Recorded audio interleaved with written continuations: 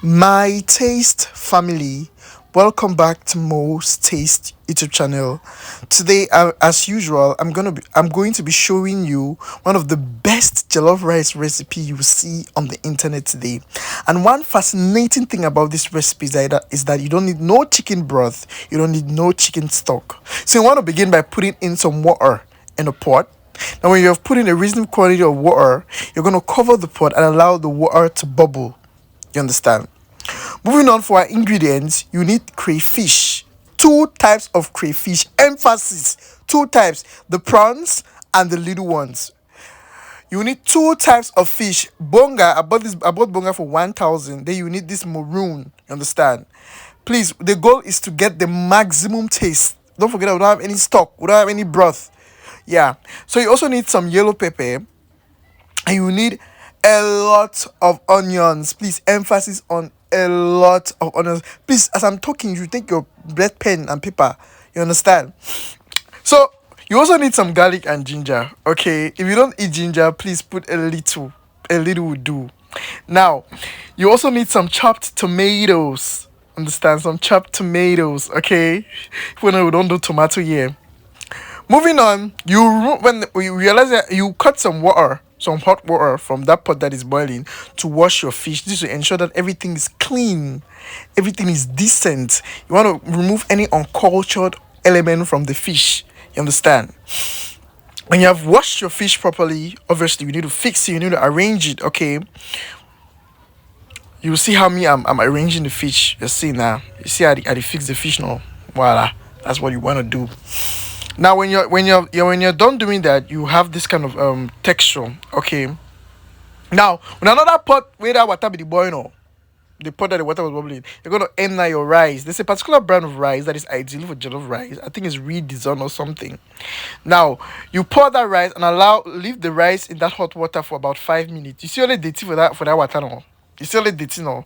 You want to allow the rice to rest for 5 minutes. What this will do is that it will soften the rice and facilitate the cooking process. Emphasis on hot water, please. After that, you wash the water, you wash your rice properly, and you drain it. Now, I forgot to show you guys my all-purpose spice by brain seasoning. I'll be using it also for this jollof rice recipe. It's an amazing spice, amazing. And if you need yours, you can just write me in the comment section. Now, moving forward, you're going to stir your onions. When you have stirred your onions and you have perceived the flavor already, you add now your chopped tomatoes. You add your chopped tomatoes. Now, when you add your chopped tomatoes, what you do now is that you're going to add your pepper. For those that eat pepper, I usually add my pepper very early so they can cook. You cover the pot now, and when the oil is still floating, when you have this kind of texture, you know that no, your stew base now is ready. You add now, you stir it now, you add now your smoked fish. That smoked fish that will fix now. Now you also add now your season. I'm using Maggi crevette. Sorry that the video didn't capture it very well. I'm using Maggi crevette. I'm using my all-purpose spice by brain seasoning. This is all-purpose, very nice seasoning. So now for your measurement, when you're using Maggi, for example, I'm also using some thyme. I'll also add some thyme, or add some white pepper. I'll add some garlic and ginger. Those spices that I showed you now, crayfish, salt. I'm gonna add it at this point. Now, when you're the measurement I usually use, especially when there's no stock, is that for 2 cups of rice, you want to use one Maggi crevette. So obviously, if this is 6 cups of rice, obviously, now you need to use like three. You understand? You can always season according to your taste, but that's just a measurement I'm giving you that I usually use for mine. So you see me adding all the spices I showed you earlier at this stage. You understand? When you do that, you make sure that you mix so that all the spices can be perfectly incorporated. You understand? Now, when you do that, you're gonna add your rice. Then you're gonna mix now those stew base. Now you're gonna coat it with the rice. I hope we get to the point. Voila. We don't do it now. If you don't mix your rice now properly, you're gonna add now your water.